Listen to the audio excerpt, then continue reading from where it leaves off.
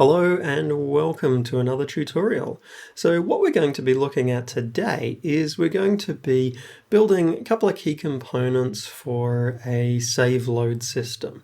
So what I'm going to be focusing on with that is the sort of general infrastructure that we need, the user interface side.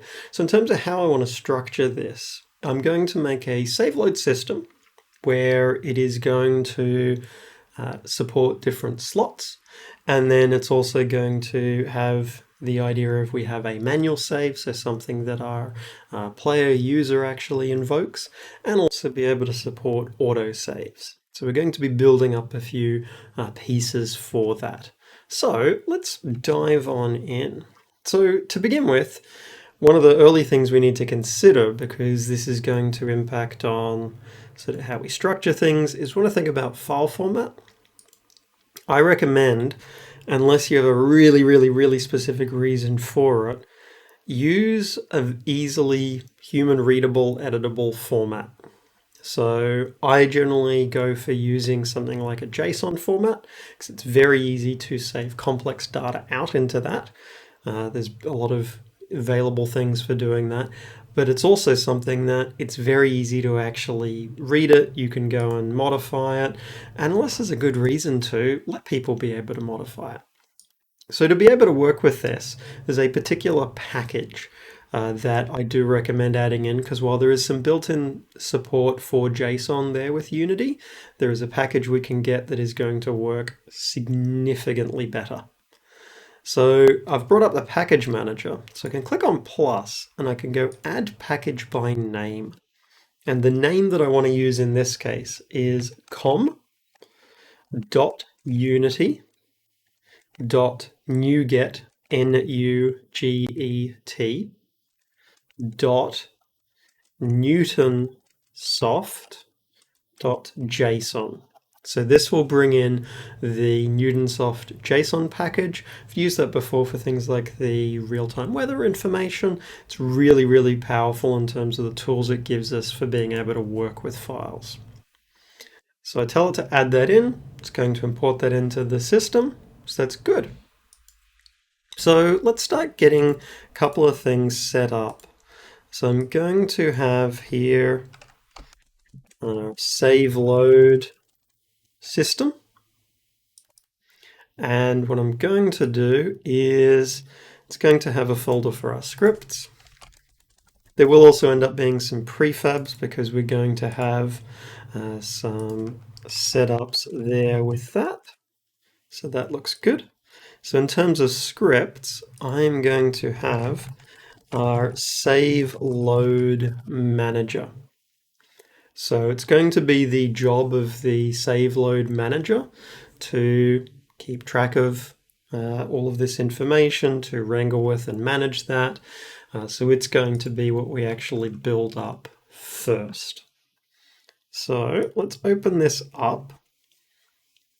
And so we want to have support for different slots. We want to also have something that encapsulates our save game state. So there's a few bits and pieces we need to actually set up. So first thing I'm going to do, because we're going to be working with files a bunch, I'm going to bring in system.io.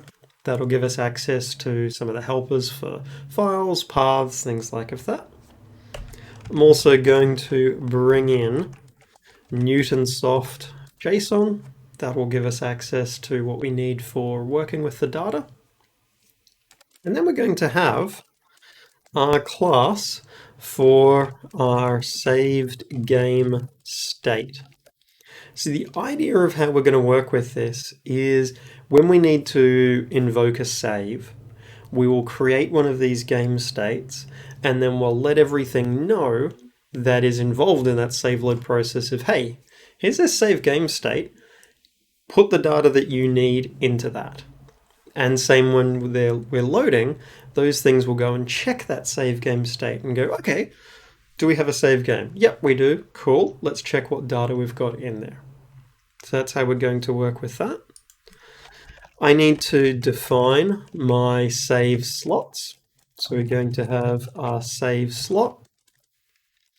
And I would definitely have a none entry. Then we'd have slot 1. So define just however many different ones we want to have.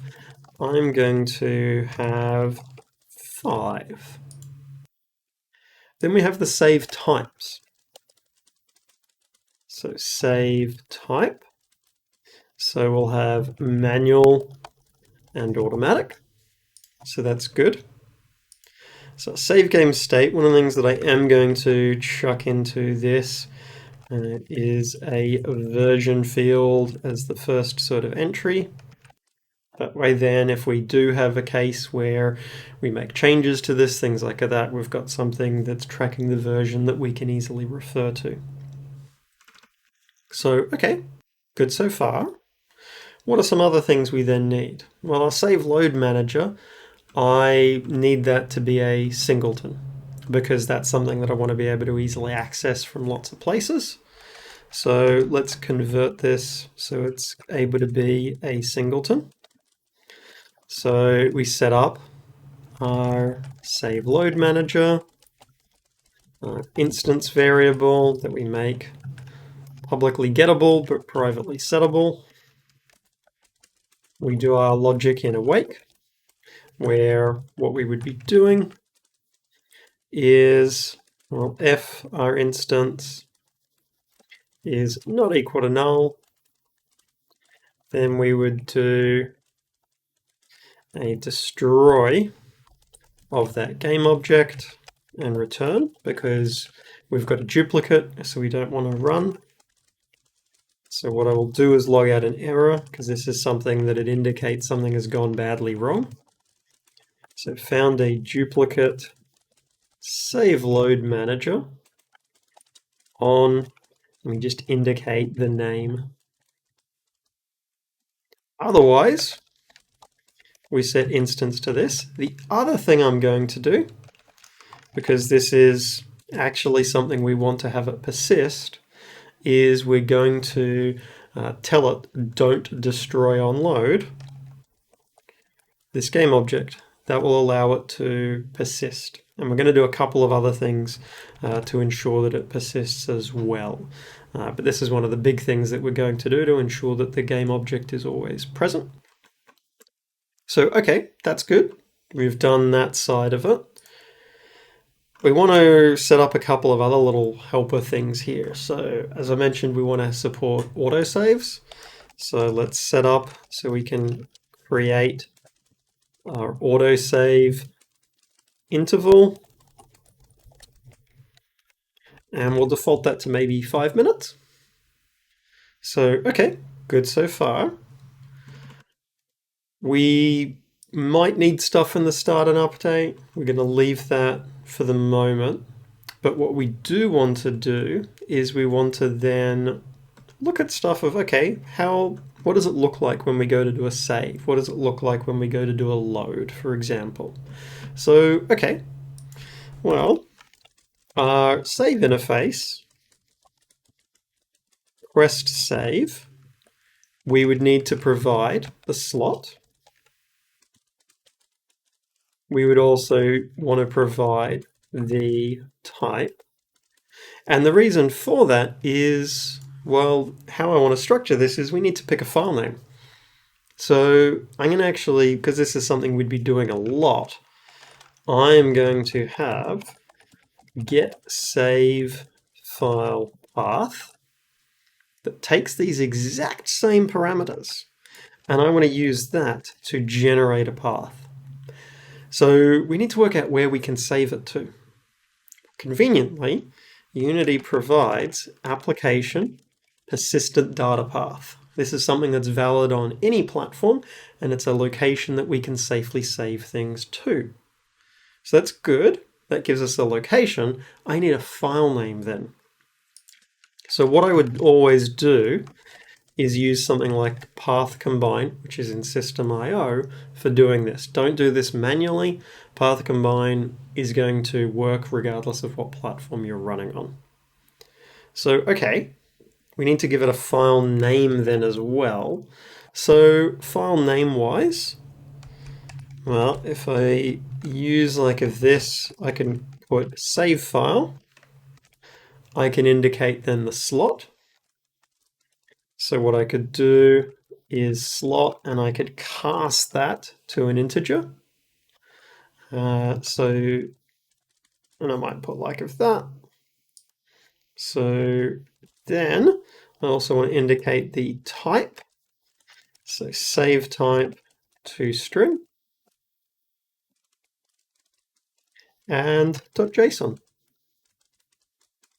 So we can just return that.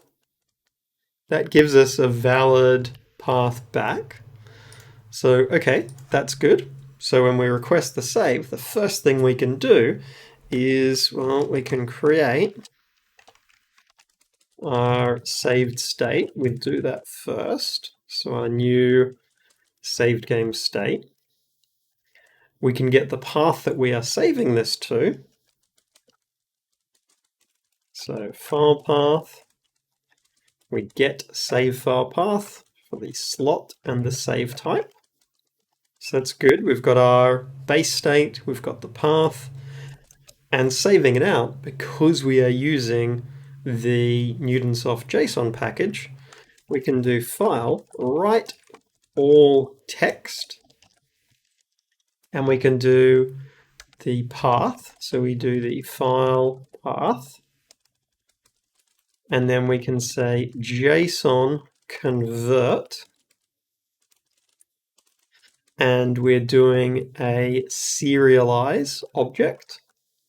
We give it the saved state, and I'm going to tell it formatting indented just because it makes it a bit more easier to read. So it makes it human readable, which is good. So we've created the state. We haven't populated it with anything yet, but we've created it. And we have then saved it out.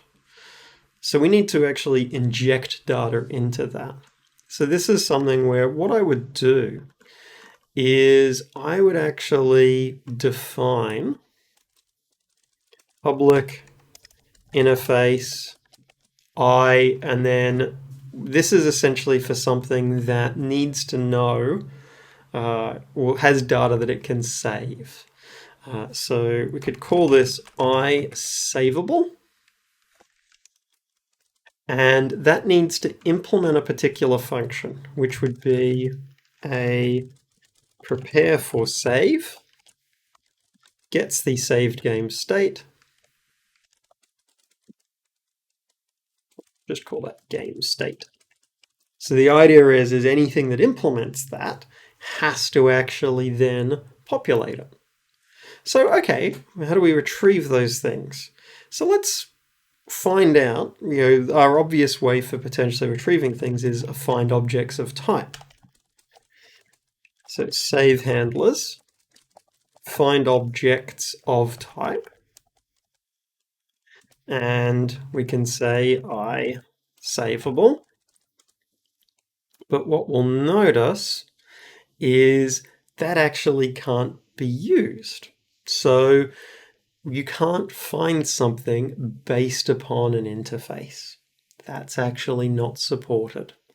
So what we have to do is things that want to be a save or support ISaveable are going to actually have to register with us. That's really sort of the only option, is they either register with us or we manually call them. So it's one of two ways that we would have to approach it. Which way is going to be dependent upon the needs of your game. So if you have a couple of sort of manager objects, and those are the only ones that need to actually be doing the saving, and there's something that these are able to be a singleton, so you can easily find them, then you could have the save load code directly call them.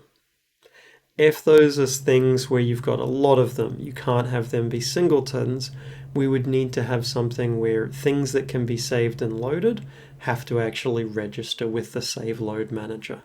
So it's down to the particular needs of what we've got. So I'm going to set this up so that it supports a registration-based approach. So save handlers, like that.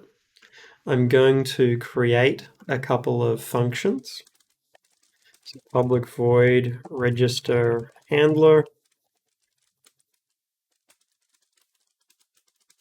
So we'll take our save handlers and add that. We want to make sure it can't be added multiple times. So we're going to check save handlers contains, and we'll just invert that. So we don't want to register if it's already there. Then we'd have deregister handler.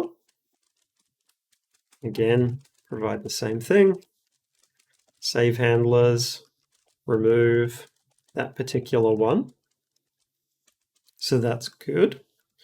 So when we go to request the save, what I would then do is for each var handler in save handlers. Now I am going to null check this just because this is something where the save load manager needs to persist around continually. And there's actually going to be a couple of things we need to do to ensure that it persists fully across scene transitions and that it's actually there from the very beginning. So that could mean we end up with a null in here. It's unlikely, but if it is null, I want to continue it, just so we skip it. Then I would do handler, prepare for save, handler. Prepare for save, and we give it the saved state. So populate the saved state. So, okay, we've got the interfaces for doing that. We don't have anything that's making use of it yet, but we're going to set that up in a moment. I'm also going to log out the file path here, just because that's something that will be helpful. That's good. So we need to set up something that's going to use this. So I'm going to have a folder here that is tests. So we're going to keep we'll actually rename that to test scene. So save load test, main scene. We're going to end up with a couple of other scenes as well, but for now we'll just have that. So I'm going to put those in a folder.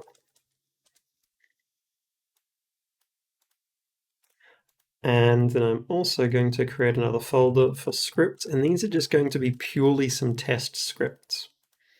So we're going to create a script here, and what we want to have is this is just going to have spawned a couple of simple objects in the world, and I want it to remember what objects it's spawned. So simple spawner. So we're going to create an empty object here. So all the simple spawner is going to do is I want it to have a number of objects it spawns. It's going to spawn 5. So then on start, so very early in the process, it's going to spawn all of those. So index is 0. Index is less than that. So, okay, I want to, if we look at the instantiate options, I don't really want to do those. We actually have a game object, create primitive. So we can use this create primitive. And so we do need to go game object, create primitive. And if we look at the options, it needs to be given this primitive type, which we've got these different ones. So what I'm going to do is I just want to take a look at that primitive type, because I believe that's an enum, because I want to randomize what actual ones, and it is. So what I can do is I can go system enum get values for primitive type. And I need to grab the actual type of that. So this is available types. It's that. So I want to pick a random type. So our available types, can see we have length. So I can type index is a random range from 0 to available types.length. Then the particular type, I can go available types, but you'll see I can't actually do that. That's not supported. What we have to do, because of the particular type it is I do get a value at type index. So primitive type to spawn is that, and I also then still need to cast it. So we can do a bit of discovery with enums, but it is a little bit of a lengthy process. Pick a random type to spawn. So new game object is that. I'm going to randomize its position as well. So new game object, transform position. And what I'm going to do is we'll just go for a new vector 3, and I'm just going to randomize random range -5 to 5 for each of these. So it's just going to be a random position. So it's going to create all of those. So we just want to check that that works first. The idea is going to be that it's going to create these, and then we're going to save out what it's created. So it's good. It's created a bunch of ones. Excellent. So now I'm going to implement ISaveable, which it's going to error at first. And that's fine. You can see that it says doesn't implement it. We can tell it to implement that interface. So for prepare for save, what I want to do is I want to save the information about these things that have been spawned. So firstly, I need to keep track of them. So our spawned objects. So what I'm going to do is when I spawn these, I'm going to add them into that list. Then here, I need to populate that into the save game state. So how I would go about approaching this is we need to set up stuff in here. So what I generally do, what I find works well with this, is I group stuff into classes. So I would have, for example, our simple spawner state. And so all of these ones, I'll refer to them as particular sort of things of state. And then I create down here, public that, spawner state. So I generally group things so there's not a list here at the top level. There absolutely can be. It's not a problem for there to be, but I usually group it so that there's not. So, okay, simple spawner state. So it's going to need to keep track of those objects. So again, have another class entry. And because it's nested, it's able to be grouped like of this.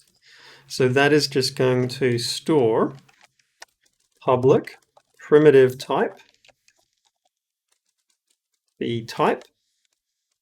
It's going to also need to store the location, like the 3 location. So in this, we'll have a whole bunch of these entries, spawned objects. And I generally would go about making sure all of these are initialized. So just actually making sure everything is nude. Now, if we had multiple simple spawners, we'd need to then probably have a list of these. We'd need to give them IDs. So if you've got lots of little things, you might need to actually put in IDs there.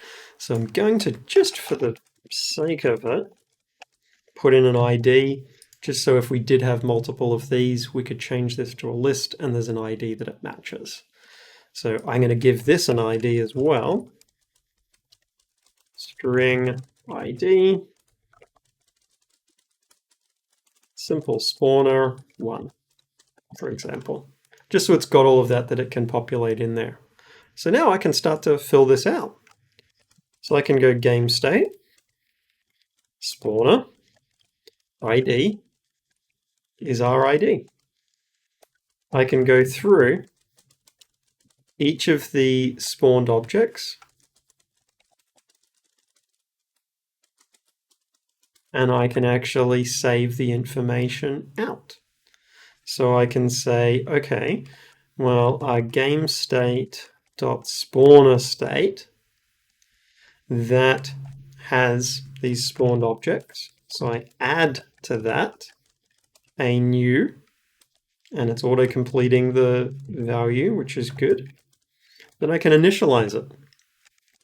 So it's location, spawn game object, transform position. Now the type, and this is a common thing that we can run into, that we don't always have an easy way of storing some things. So that type, I can't necessarily get that back from the game object. So I likely am going to find the easiest way, spawned object types. It's like this.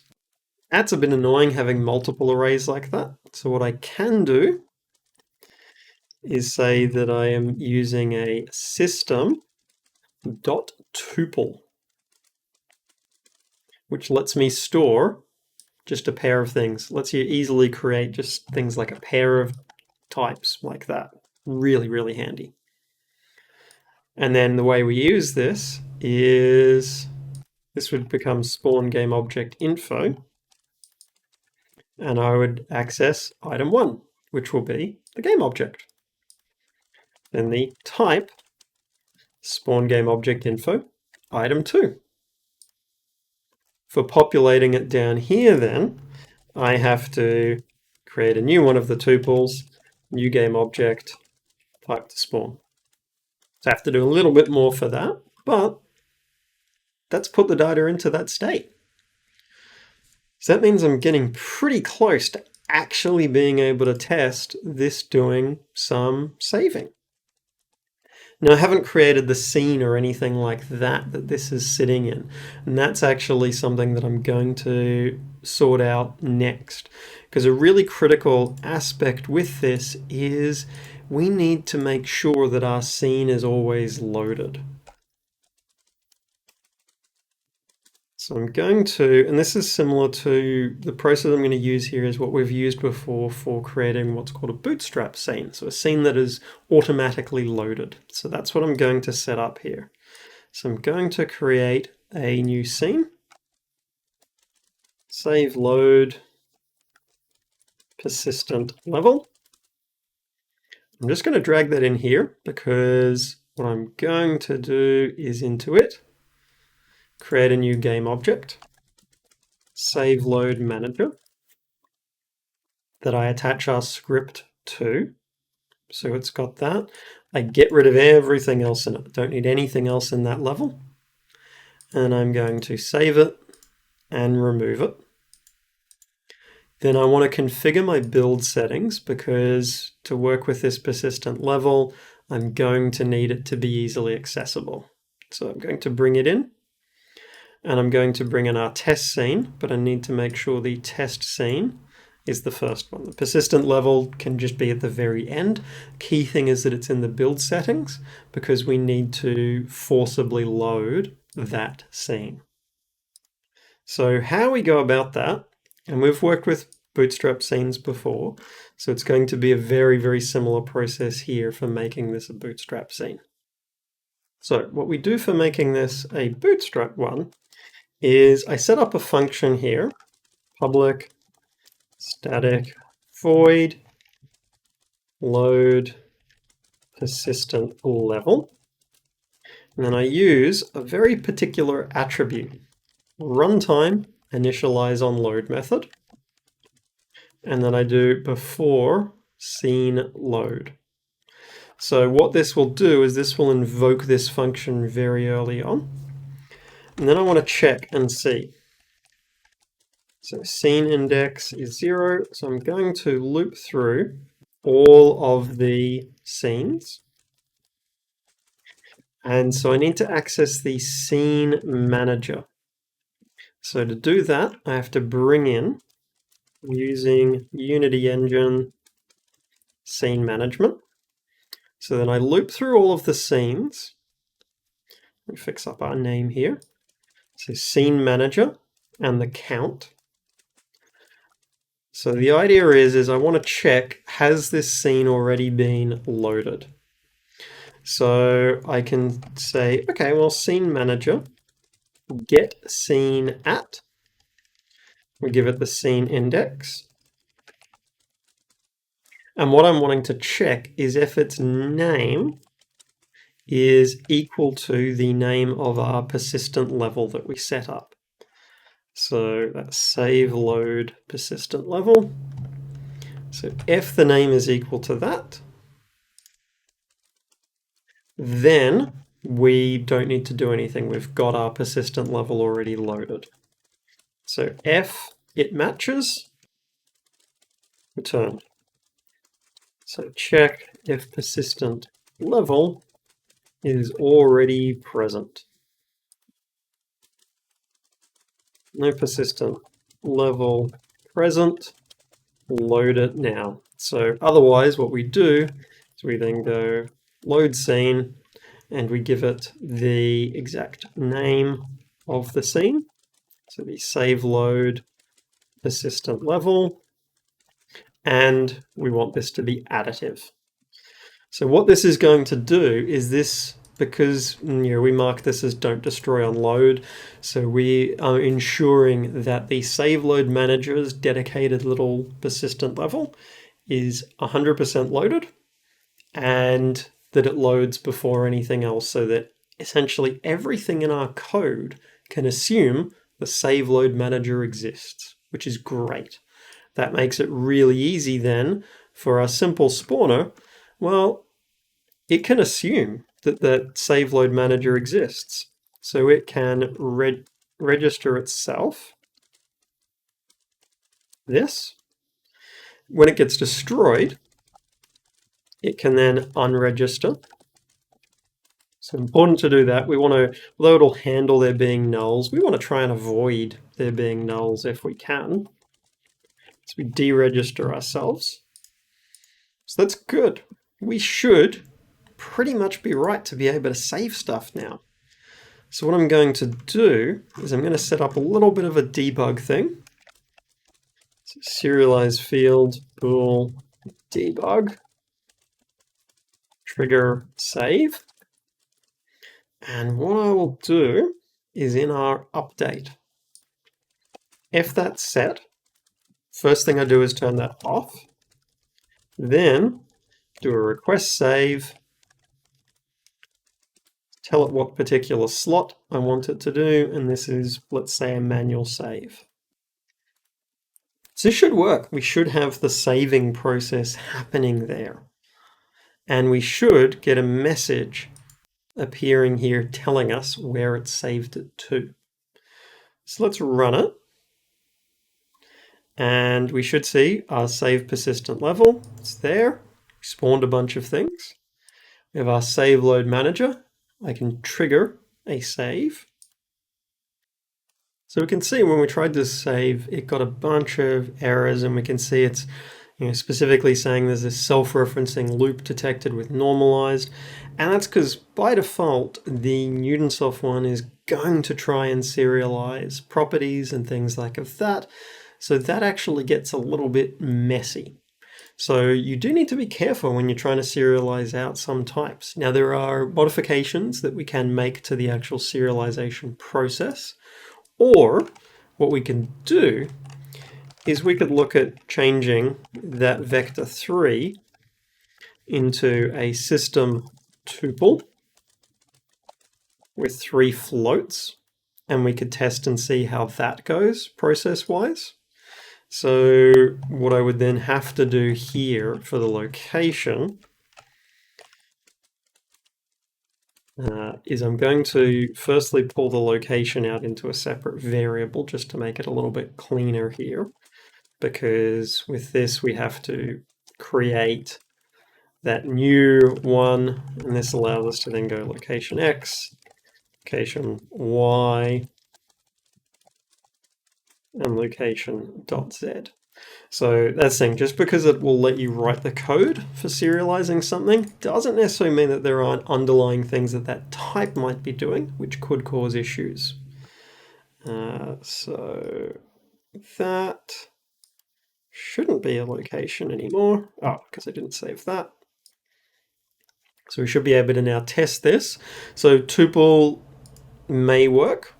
We'll find out. We can select our save load manager, tell it to trigger a save.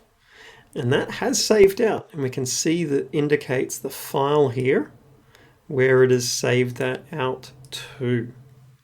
So we want to take a look at that file and see, has it actually worked? So I want to take a look at that file. So I'm going to go to the folder where that is. If I just remove the file name, then that should let me go there and I can see the particular file. So I've got the save slot here. So if I drag that in, we've got our version, spawner state, we have the ID, has serialized the locations completely fine. So this is good. We have managed to save out the data. Good so far. What if we want to then load that data? So I'm going to set up, we won't actually do a bool for this, we're going to implement the load logic now. So public void request load has the same setup.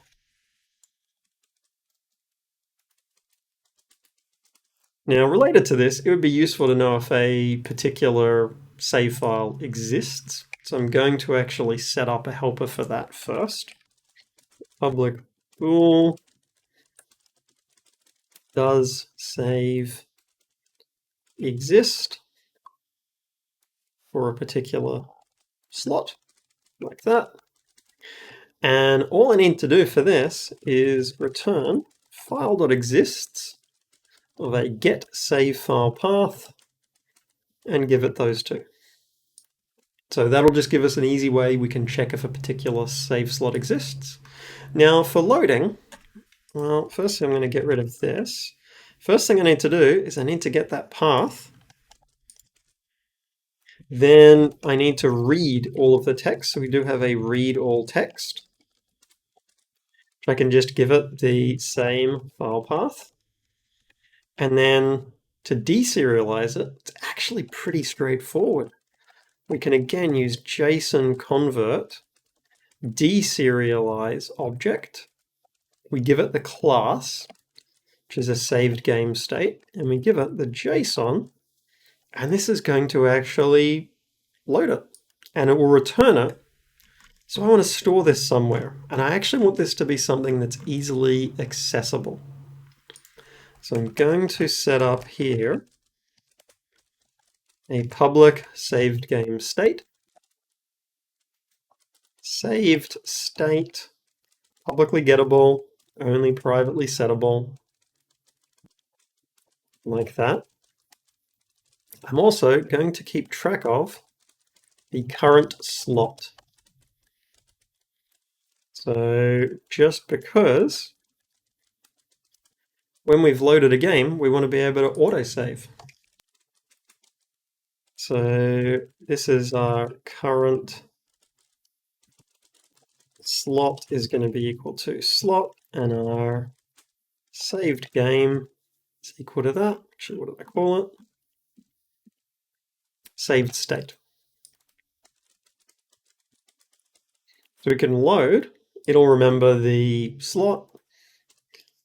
I'm going to also set up a function to clear the slot.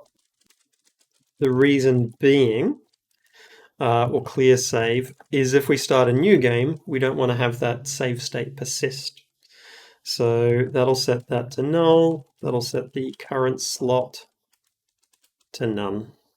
It's just so if we start a new game, we're not trying to autosave in the wrong slot, anything like that. So, okay, that looks good. Well, let's, in our start, actually we won't do it in start. I would not normally do this in awake. This is just for testing. I will do a request load of this exact one here. So this is purely test and debug code. And I'm going to actually get rid of the other debug code because I want to not keep too much of that around because it easily gets confusing and messy. But the idea is this will have loaded the data. So then our simple spawner needs to check if we've already got loaded data. So what it's going to do, so not in prepare for save, but in start, if save load manager saved state is not equal to null, then we are loading from a save file.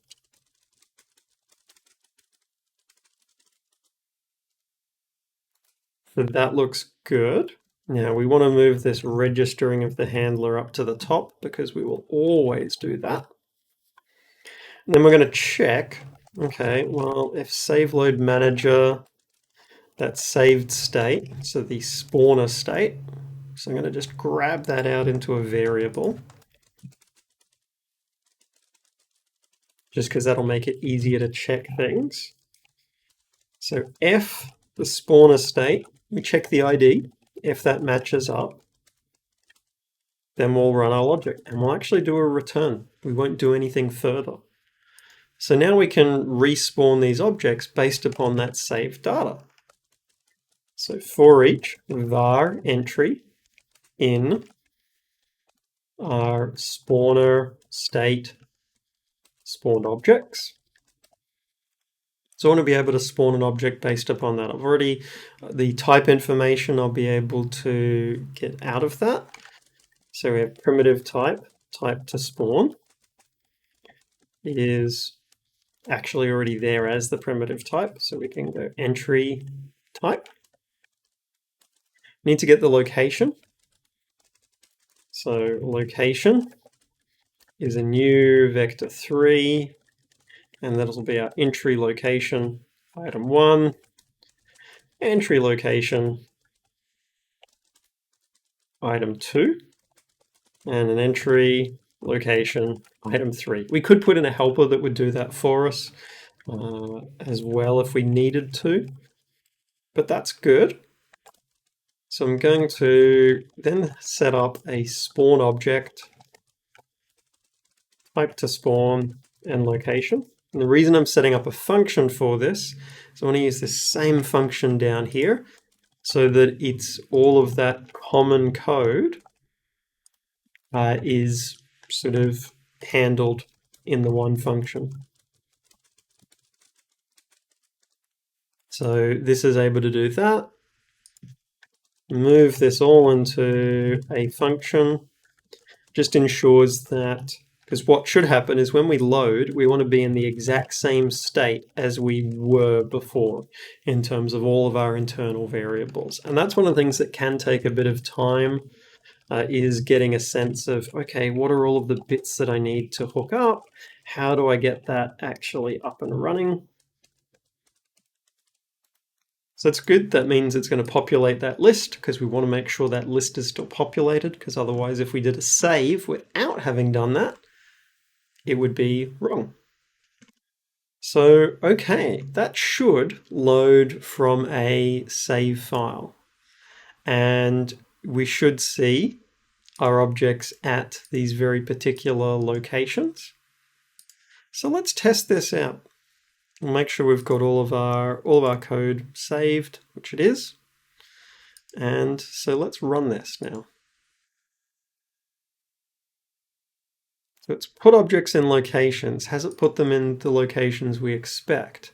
So, okay, our first one should be at minus 0.25. If we bring it down here, we can see the location matches. Then we should have, so as what was, if it was type 3, then we have 3 things that are the same type, which we do, and then one that's type 5.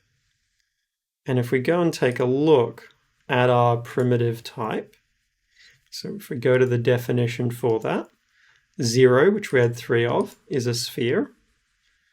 Then that would be 1, 2, 3, 4, and 5 for the quad. So that matches up with what has spawned. So we've got our save load system correctly restoring state. We've got our code able to branch based upon whether we have restored from a save file, whether we've loaded, it's able to be doing that, which is good.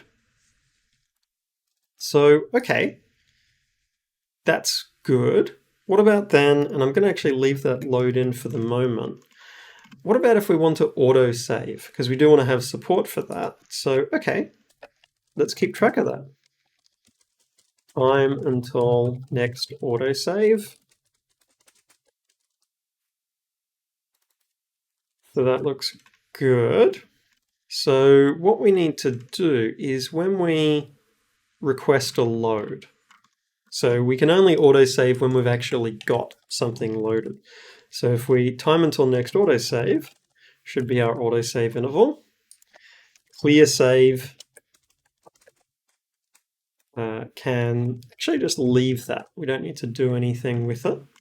But in terms of ticking this, we want to check, well, okay, do we have a saved state that's valid?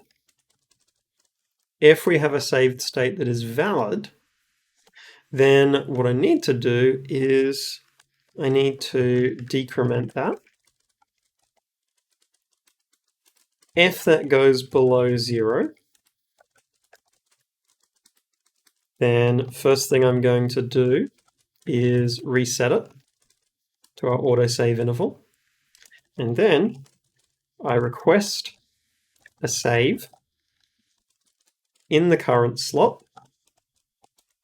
The current slot, and I then also tell it that that is an automatic one. So that should mean I have an autosave happen. Now, what I'm going to do for the purposes of this, just to actually see it happen a little bit earlier, is when it creates the instance, I'm just going to temporarily override this and make it 10 seconds. At the moment, the folder, we've got a manual save. So we're going to run this. And what I'm expecting to see is after a little bit of time, we have an automatic save appear there. So we can see it has properly said that it's 10. So then go and take a look. I've got the automatic one. That would mean if I moved one of these, so I'll move around a few more of these, and what I'm looking for is I should expect those locations to change. So the manual one, you can see what it was before. The automatic one, it's changed. So we have our autosave setup working. So that's good. I can get rid of that, and I'm going to get rid of that request load. We also would need, and this would be something that we'd need to have set up, know that we're actually in a current game.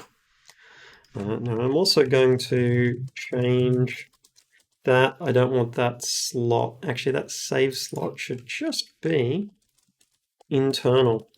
Don't need that to be accessible to anything else, actually. So I won't even have that protected. So that looks good. That can actually go up there with the state. But I want to track if the game is currently in progress. So I'm going to have bool game in progress. It's false. And the reason for that is our autosave. I only want to advance that while if game in progress is true. I'll create some interfaces for that. Reason being, if someone's in the main menu, it doesn't make sense to autosave. If someone is paused, things like that, we wouldn't want to go and actually autosave necessarily at that point. We just want to have it based upon in the real sort of game time passing. So, okay, that's good.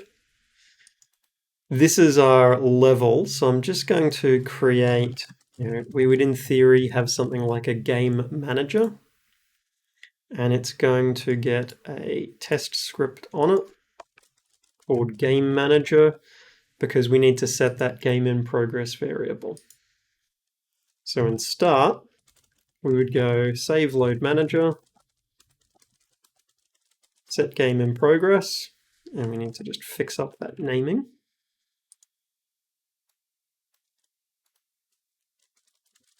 Through, and then in on destroy,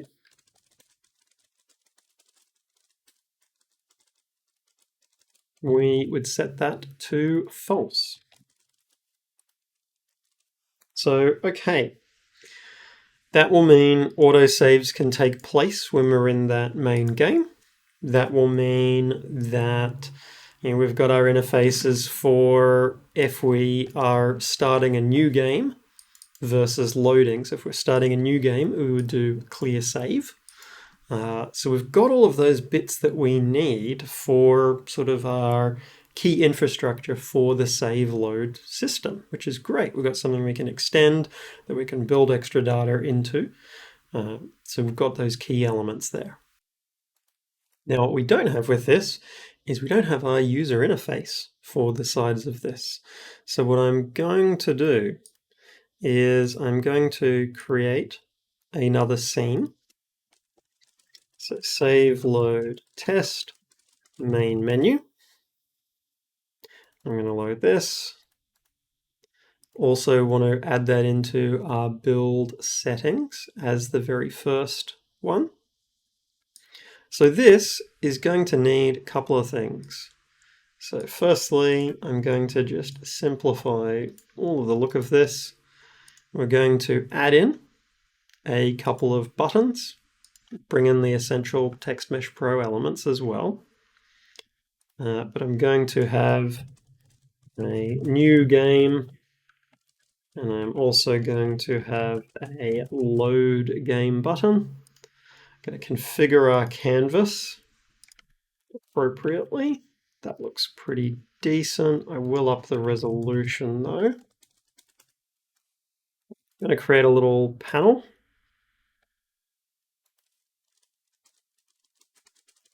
Be the main menu.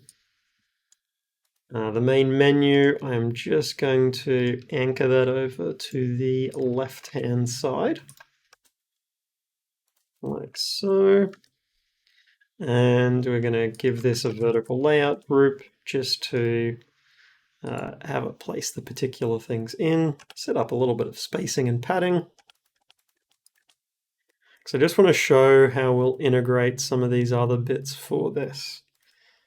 So new game, and we would have load game. We need some scripts as helpers for this. So we're going to need our main menu. Just call it main menu. We'll let that compile. So this is going to have our logic for when we click on a new game versus when we click on load game. Public void new game. Well, first thing it's going to do, save load manager, instance, clear save. So that's where we use this. That's actually the only place we need to run it. And we'll have load game. Now, load game will be doing a couple of other things, but that's what we're going to have as the starting point for it. So we'll also have show load menu. Actually, we might not have that one for now. We'll have a load main level though, because we might need to call that from a bunch of places. So our Unity engine, scene management, and we're going to have our load scene after we get our scene manager. So load scene. We want to load, pretty much we could just go with loading the next one, but I'm going to give it the particular name of the one to load. What you need to do here is going to depend on your particular needs for the game. So new game, then just do load main level, like that. So, okay, get these little bits hooked up. So UI always takes a little bit for hooking up. So our main menu, new game. Now load game, well, firstly we want to only show that if it actually makes sense to. So game object, load game button. So load game button, I want to do a set active. I want to be able to check if the save load manager has saved games. So I want to have this as an interface, because there's no point showing a load button if that can't actually load anything. Otherwise, that's just confusing and messy for the user. So this can be a public bool. So it now needs to check every single slot. So it's a bit of a process that we need to go through. So all slots can use our system enum get values again. We can get our type of eSave slot. So that's good. So for each var slot in all slots. So the default is actually going to be returning false. So it didn't find anything. Now, our slot there, we need to actually convert that. So slot enum, like of this. So if that slot enum is equal to none, we skip it because that's an invalid one. Otherwise, what we need to do is, okay, does save exist? Slot enum, and we can check if a manual one exists. We can also then check if an automatic one exists. And we just return true. As soon as any exists, it's valid to show the load option. So check manual and automatic. So that will be good. We have our main menu, whether that load button is present is now tied to us actually having save games. So that's good. Then we need to set up what our UI would look like for this. So I'm going to have a panel that I create here. So save load UI. So it needs to have under that a bunch of different things. So firstly, I'm going to resize this. So it's like that. Then I'm going to create another panel. And I'm going to tell it to be stretched and anchored to the top. Like that. And a height of probably just 100 is enough. So this is going to be a save slot. So it's going to need a bit of text, slot name, and then it's also going to need to indicate whether we're working with a manual or an automatic save. So I'm going to actually create two panels under this. So firstly, I'll create the parent panel that these will be contained. Save types. So create a UI panel, and we'll have manual. So I'm not positioning anything yet. I will position things soon. So this will just say manual. And then we also want the time. So the last saved time. So we just put those bits of text in there so we can position everything. So, okay, slot name. Well, I want that to be up the top.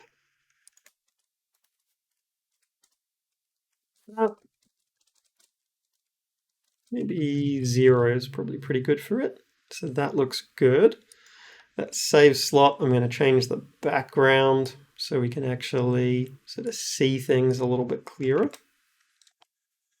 Might make that actually fully opaque like that. That looks better. So that's our save slot. Then our save types here. Well, I want to change the anchoring of this. Maybe 10, actually, minus 10 from that. That looks pretty decent. That one, I'm going to actually make that just fully white. So this one can then go to being fully jet black. Because what I will do is we've got manual, we'll then have automatic,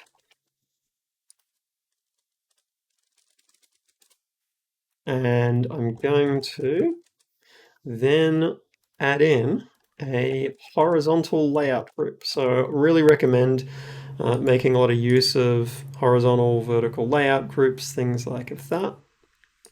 So can force expand like that. So, okay, so far so good. Now our setup here is looking all right. These we need to adjust our settings here for the spacing. So I want to put a little bit of spacing with these, give them a little bit of padding around like that. Actually make the slot a little bit bigger. We will actually go up to 150. So you can select multiple things. We're going to configure how these look. And similar sort of approach with all of these. That looks pretty good. Saved time. We'll anchor these at the base. Put them like that. That looks good. We'll also make these italics a little bit smaller in size and align that text to the right.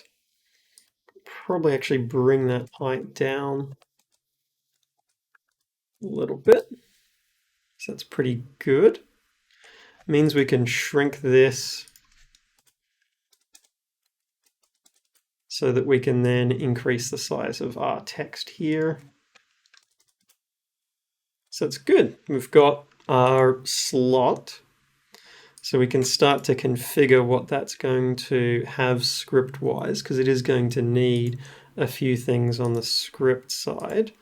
So we're going to have UI save slot, because we're going to need to be able to control a bunch of different things with this. There's a lot of bits of UI that we have to hook up with it.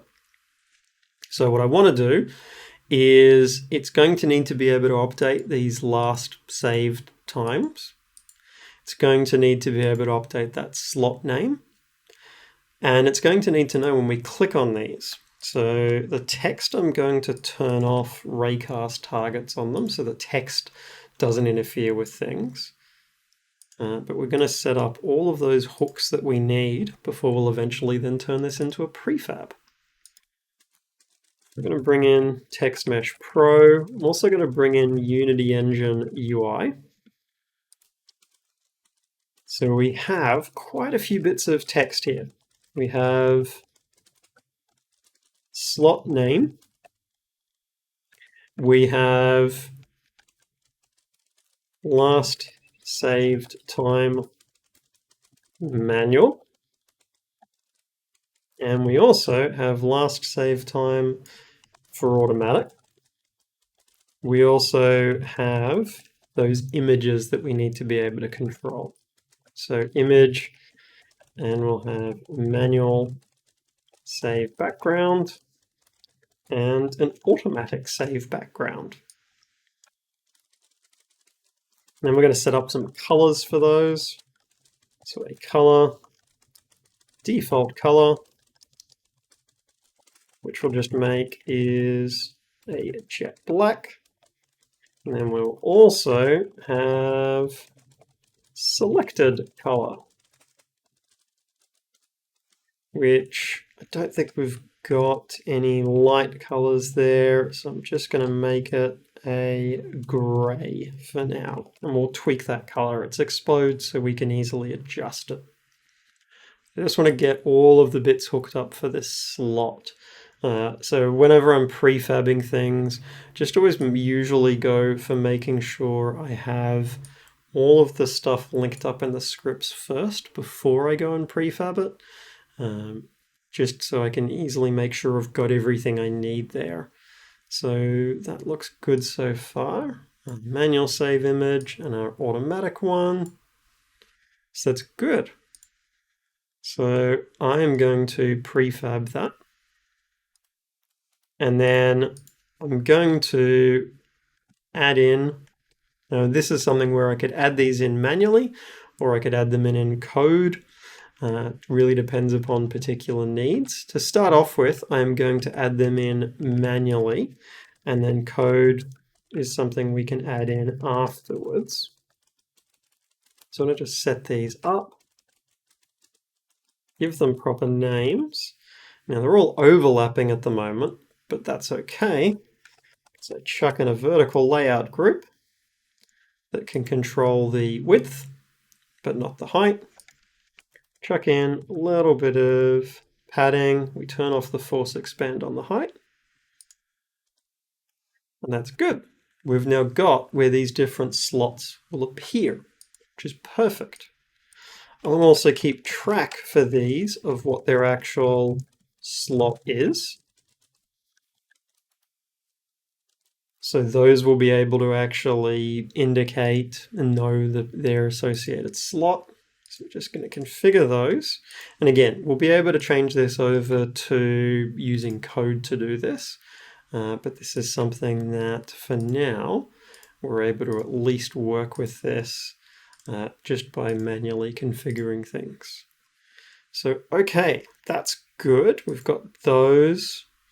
Then we're pretty close to being done.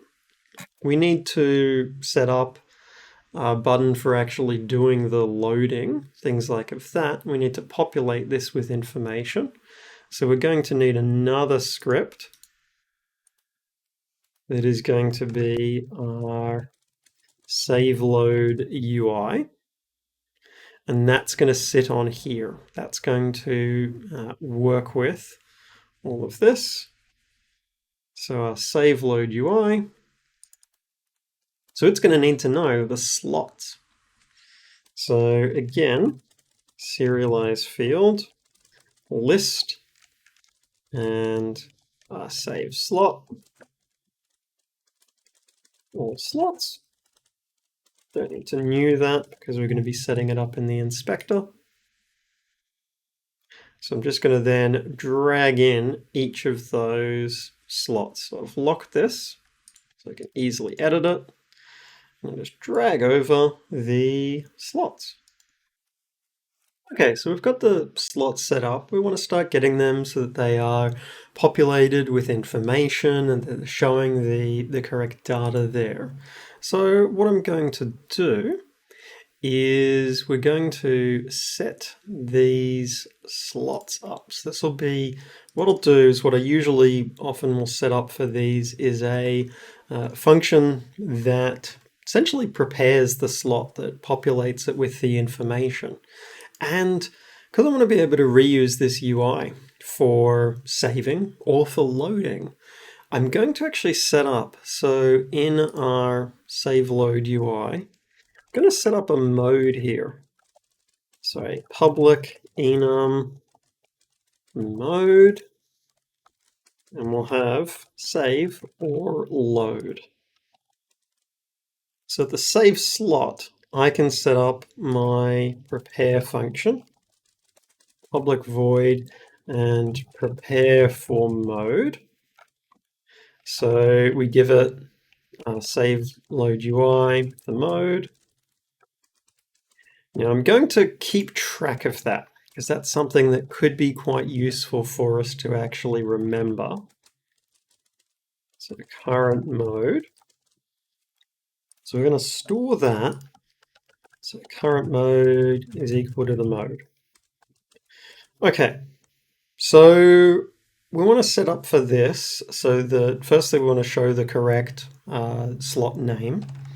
So our slot name dot text, that is going to be equal to, we'll put $sign goes outside. So slot, and then just cast to an int the actual slot for it. So it'll show the particular name of it. So it'll be useful for me to keep track of whether it has these manual and automatic saves. So has manual save, and same for automatic. And I'm going to grab that info here. So I can find this out because I can ask our save load manager if it has a particular save. Well, I've already got the slot, so I can just indicate manual. I can do the same thing then for automatic. So we're just grabbing out the bits of information we need so we can provide feedback to the player so they know what they're actually working with here. So if we've got a manual save, then I want to update the text here. So our last save time for manual, it's text. Well, what I'd like to be able to do is I'd like to actually get that information from the save load manager. So I don't have the function for it yet, but I'm going to actually just write it. So a get last saved time for the slot and save type, and we'll say manual. Otherwise, last save time manual's text. Well, we want to check our mode, because if our current mode is equal to save, then this is actually an empty slot. So I would put empty. Otherwise, if we're loading, there actually isn't a save file there. So I would say none. Then I do the same thing for our automatic one. So if we've got an automatic save, go last save time automatic, so we just update this. So, okay, that's good. So we've got some stuff that'll be displaying different bits of information depending upon save or load. We also could have the scenario, if we're loading and we don't have any saves in that slot, it doesn't really make sense for this to be visible. So I'm going to actually check if the current mode is load and we have no manual save and we have no automatic save, then I'm going to turn off the game object. Otherwise, we can just have it on. So that just ensures that we're not showing information. You know, if we're trying to load, it doesn't make sense to show something where there's only empty slots. So in load mode, hide empty slots. So that's good. We need to implement this get last save time function. So we'll set that up. Now it's going to follow fairly similar structure to things like our get save path. So this will return a string, has the same set of information in terms of slots. So I can get that date. I can go last saved time is file, and I can say get last write time, and I get the save file path for the slot and the save type. And then I can return, and what I'm going to return is we'll go last save time get, to long date string. So we'll include the date at, and we'll go last save time to long time string. So we just put the date and the time both in there. Makes it nice and easy to see. So, okay, we've got our slots so that it can show the necessary information. Now, we're not telling the slot yet to actually run this prepare logic. So that's something we need to set up as well. So here, we're going to do a serialize field, and we'll go mode, and then in our start, for each var slot in all slots, prepare for mode, and we give it the slot like that. Sorry, we give it the mode. So that should mean if I change this so that our save load UI, we make sure it's set to load mode and run this, I should expect to see data here. So slot 1, manual and automatic. So that's good. It's populating that information. Let's get it so it creates those slots automatically. So I'll still keep that list of ones like that. And I will have here the prefab. So slot UI prefab. And we need to loop over all the slots, which we've done that already in other places. So if you remember, our save load manager had support for that. It was able to loop over them like this. So I'd actually just grab that code because we've already worked it out. So it can loop over all of these.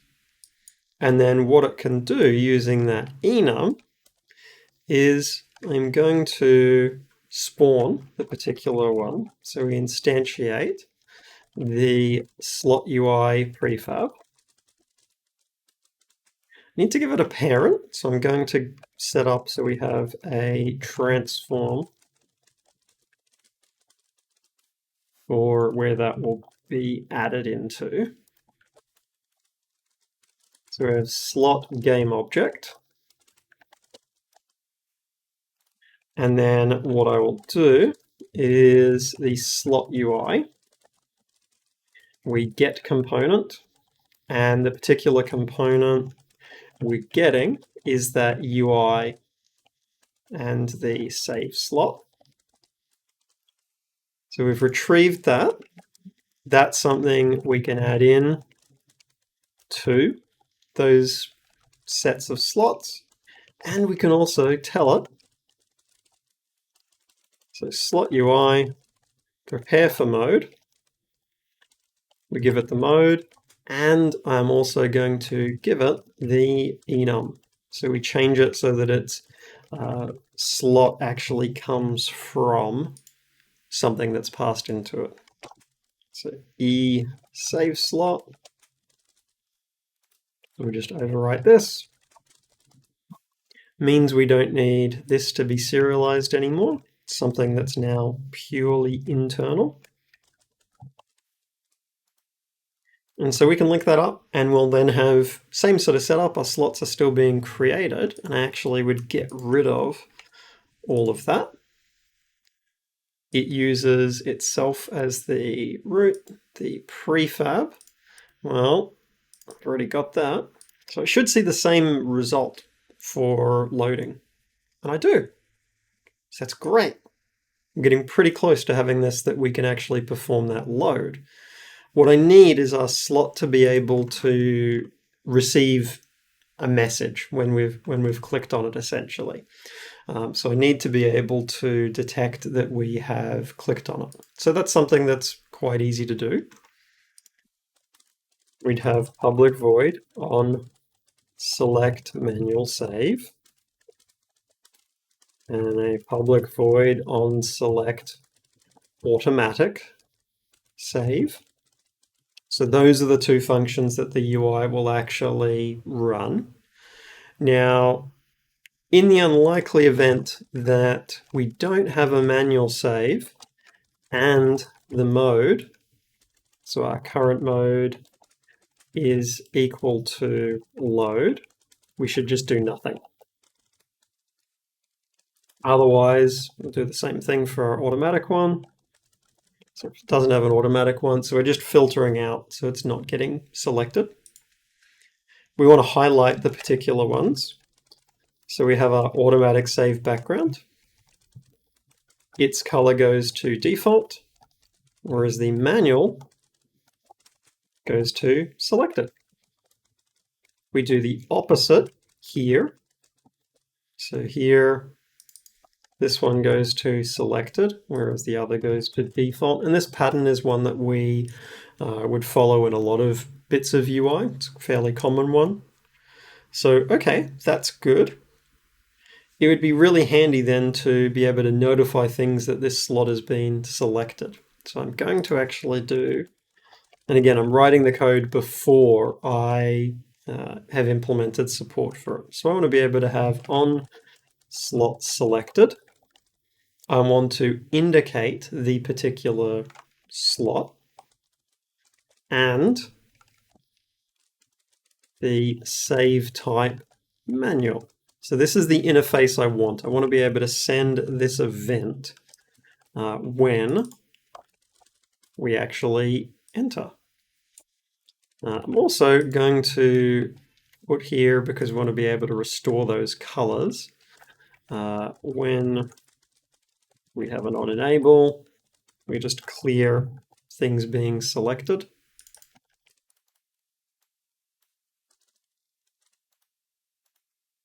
So I've got that event, so I can set that up now. So we would add in using Unity engine.events. I would create here a serialized field, a Unity event that takes in a save slot and a save type. And this is our on slot selected. So we do that. So that should match here. We just have to do an invoke for this. So the UI for the save slots is now able to say, yep, you've selected this particular one. So that's good. Let's link up so that it's getting those particular events. We want to just fix up any missing semicolons. So to set up for the events, we're going to have to go to our setup here in our prefab. And what we do is on each of these, so I can select both, and I can add in an event trigger.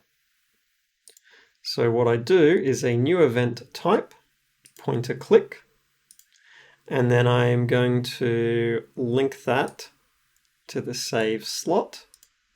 And that is going to be, in this case, that is on select manual save. Whereas with this other one, we have, again, pointer click, and we have to add in, we link it up to the save slot, and this one will be on select manual save, sorry, on select automatic save. So it's good. Those are hooking up and running those events. That's great. So we've got that rigged up, and I will actually make this one public just because we'll be linking up to it in code. But let's test this. We want to check that the color actually changes. So what I should see is if I click on this, so it changes. So that's good. We're not doing anything with the messages yet, but now we can actually set up so that our main save load UI reacts to those. So, okay, we go back to our one here. This is going to need a on slot selected, our save slot, save type. So now what I would do is I need to bind that function, so slot UI, and we have our on slot selected. I can add listener, and we have our function down here of on slot selected. So that's good. So what I do here needs to depend upon whether I am in save or load mode a little bit. Now I'm going to need to keep track of save slot, selected slot, save type, selected type. So we do selected slot is equal to slot, selected type, well, if our mode is equal to save, then it actually should only ever be manual. Otherwise, it can use the save type that's come in. Because load, we could be loading either of them, but when it's user invoked, that save is always a manual one. So I'm going to move these little bits up the top here. So we're keeping track of them. So it's good. We've selected particular slot.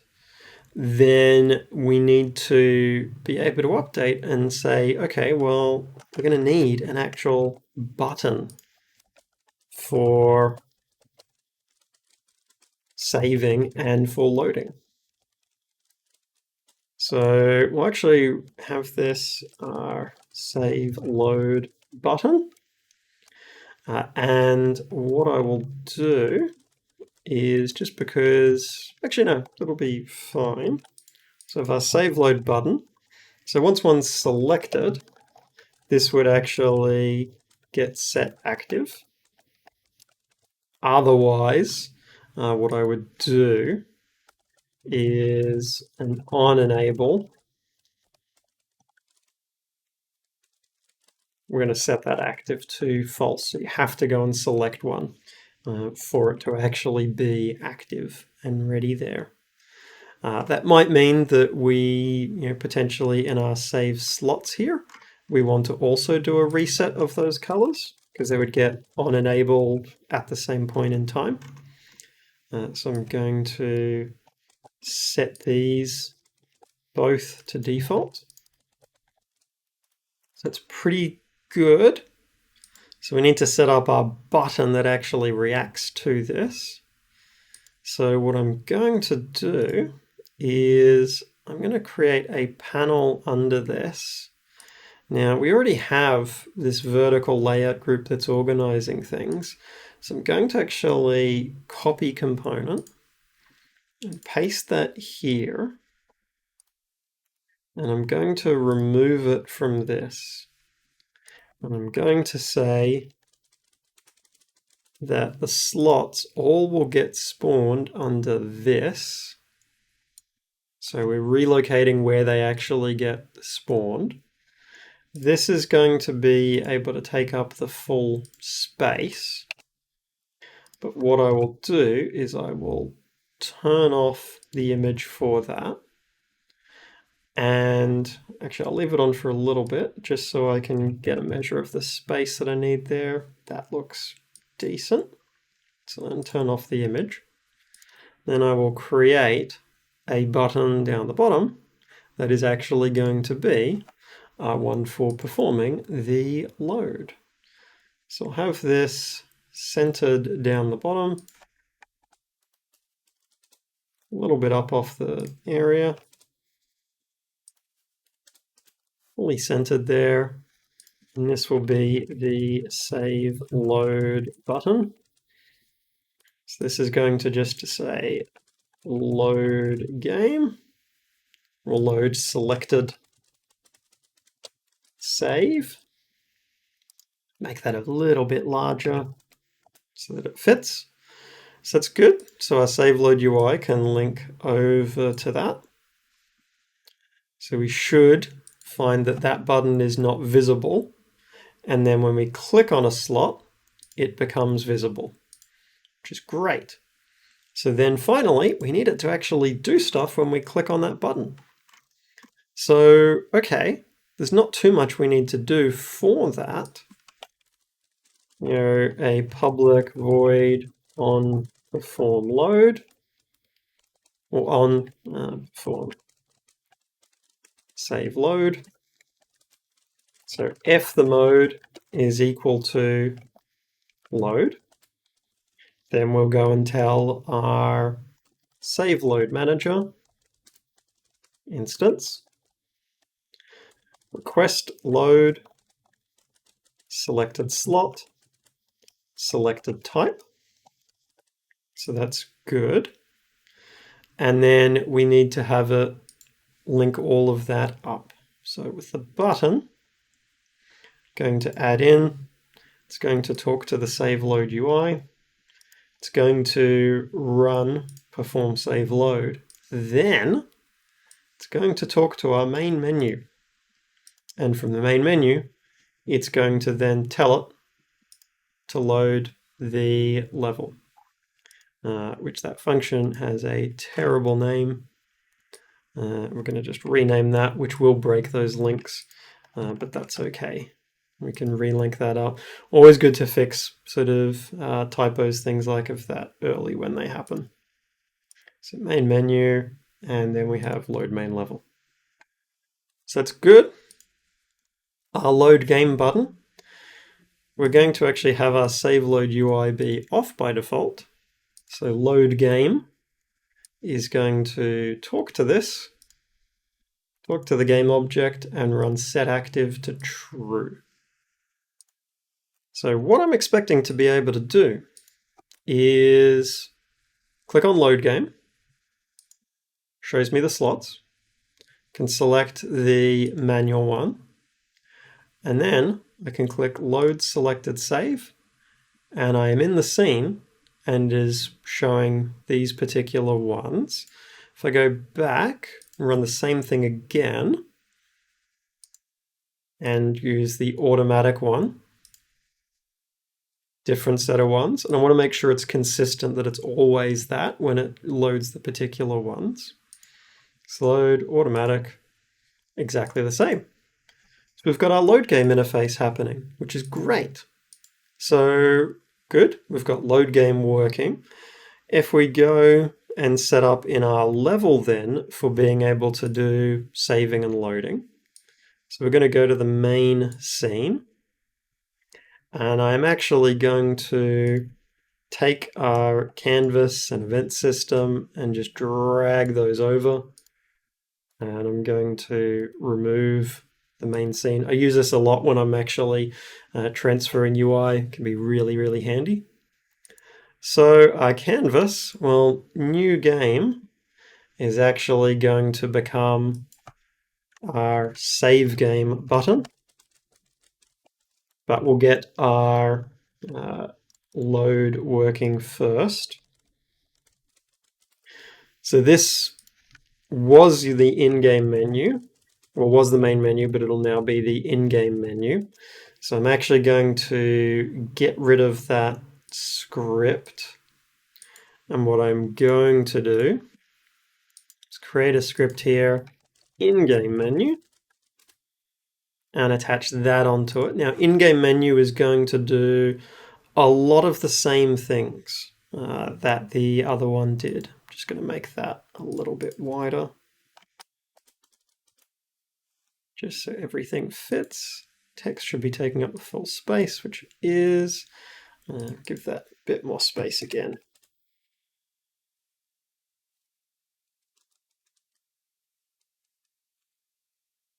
I'm just going to fix up our text for save game there, so it's all on the one line. Much better. So we've got our in-game menu. We'll link up that script, and it's going to have a lot of the things from the main menu. Now, it is going to need to be able to have this sort of helper for loading a game. So we're going to have this logic we'll bring over. So it's going to need that. Save game button we never need to hide because we always have the save game button. But it's going to need this same function for loading the main level. So we're going to bring that over. And I'm just going to link that up because I want to get the load in the game going first. So we've got our code here. We link up our load game button. And load game here still controls that save load UI. This needs to link up to in-game menu. So our save button won't work yet. That's okay. We go in-game menu and load main level. Because what I want to be able to do is runs, it's done stuff. Okay, load game. And I pick, yeah, I want to load that one. And I'm back to that. So we've got our in-game one working for loading. Then I want to get the in-game one working for saving. So what I would normally do is you could change the mode on this. So that's actually one way of working with it is, where we're already doing this logic for telling it to set it as active, we could set it as active and also set the particular mode for it. Is something that we could absolutely be doing there. So I'm going to link this up. Game object, set active, and to true.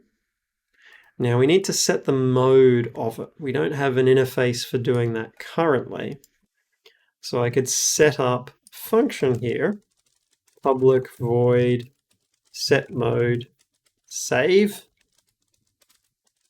public void set mode load. Now the reason I'm doing these as separate functions is because the actual UI doesn't tend to work well with passing through enums for an event, and that's what I need to link it up to. So you often need to wrap it as specific functions. So if the mode is already save, do nothing. Otherwise, mode becomes save, and I'm going to set up a refresh UI function. Similar logic here, where we set it to load. And this becomes load as well. Then what I need to do up here is I need to set up my functions for refreshing the UI. So start is actually going to run refresh UI.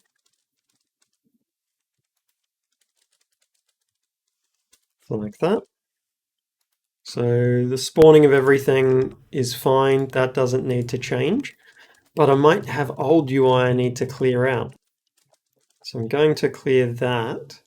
But what I will do first is for each var game object, well, this will be slot UI in all slots.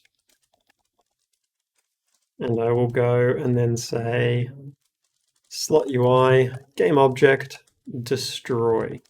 I'll destroy that. So we clear any existing UI. Clear any existing UI. I will also, this stuff here for when we're working with the selected slot, stuff like of that. What I would do is selected slot is none. We don't need to change the type. Because we have refreshed the UI, I will actually hide that button so that we have to go and reselect it again. So that looks pretty decent so far. The other thing I could do is in the save slot here, I don't want to show when I'm going to save the automatic one. So I could actually check, well, if current mode is save, then what I want to do is I am actually going to say game object, well, not game object, sorry, our manual save background, its game object. I turn that off. Otherwise, it can just be turned on. What that will do, whoops, that shouldn't be manual, that should be automatic. Because we're using the vertical layout group, that'll just mean it fills up the entire space, which will be good.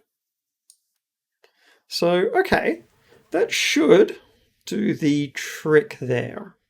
So we're going to add in another one here that what it will do is talk to the save load UI. And it's going to, in this case, set the mode to save. Otherwise, what it's going to do, similar thing, we do it before setting it to active. We're going to, again, talk to the save load UI, and we are going to set the mode to load. So let's test and see how that works. So we run this. If I go to save, I can see all the slots. I can select ones.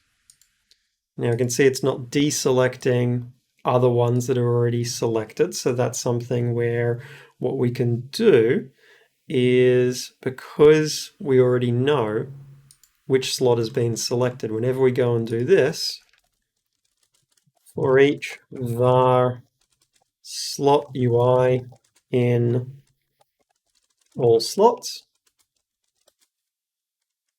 we can go, okay, well, slot UI set, so we can go and say set selected slot, and we indicate the particular one. So what this will allow this to do is down here, public void, save slot. So if the slot is not equal to R1, then we just reset the colors. So that'll mean we only have the one selected, which will be good. So we'll have one that will be selected. So we'll just test that again. So we go to load, and that looks exactly how we'd expect. We click on save. I can select the individual different ones. Now, at the moment, when I click on that, it goes and does a load, which is not what I wanted to be doing. So we're going to need to fix up a couple of other little bits. One thing is we want to change that text. So I'm going to, using TM Pro, Text Mesh Pro UGUI, save load button text.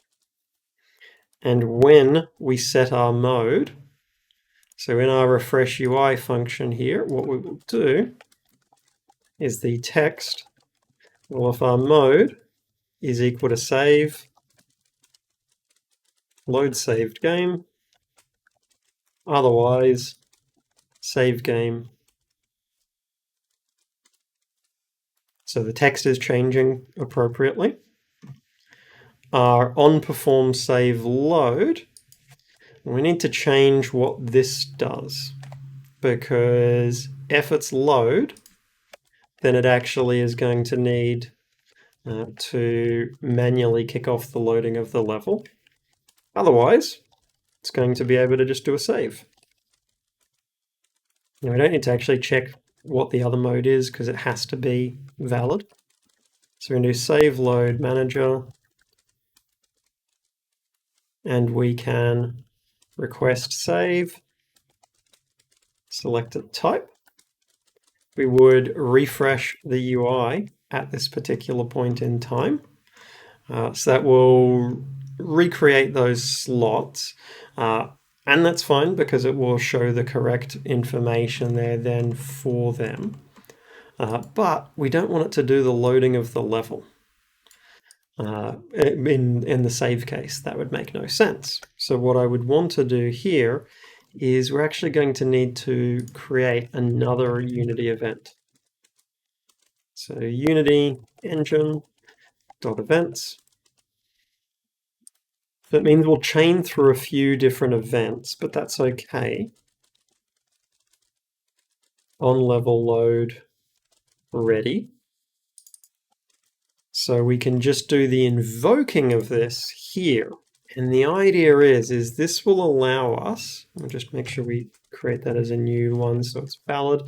The idea is our save load button doesn't need to try and do multiple things. So at the moment it was doing that in-game menu loading. We get rid of that. So it just does the perform save load.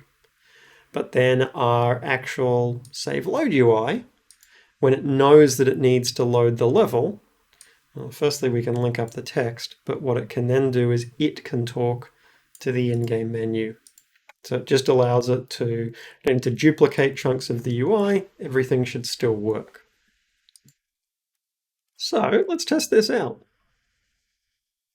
I'm going to save these with their current position. I'm going to save these into slot 2. Now it hasn't updated the title there, so we want to fix that up. So we have our save load saved game.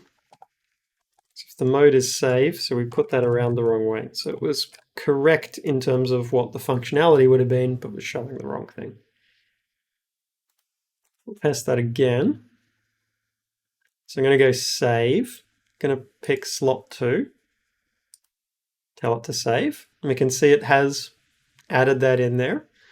If I tell it I now want to load, well, I'm going to load slot 1. It's back to that. I want to load slot 2. It's back to that. So we've got our UI working. We have our save load system where we can in-game save or load. We have automatic saves that we know that will run. We have our main menu side of it, and we have our UI that can work fairly generically there with this. And we've set up our save load system so that it's quite easy for extending and building extra data into it. We just need to be careful that not all types are going to serialize well, so there might be additional things we need to do to ensure that they are serialized correctly. But we've got our save load system ready to go for us to be able to use. So dive on in and experiment with it. See how you might want to adapt this to your own projects, see if there's things there that you want to potentially, that you could use from it and incorporate into that. Thanks, folks. Hope you found the video interesting and helpful. If you're looking for the code for the project, the code is available up on GitHub, and the link to that is in the description below. If you have any questions, chuck in a comment below. If you are looking for other ways to support the channel, then I do have a Patreon, and there is a link to that in the description below as well. But until next time, bye.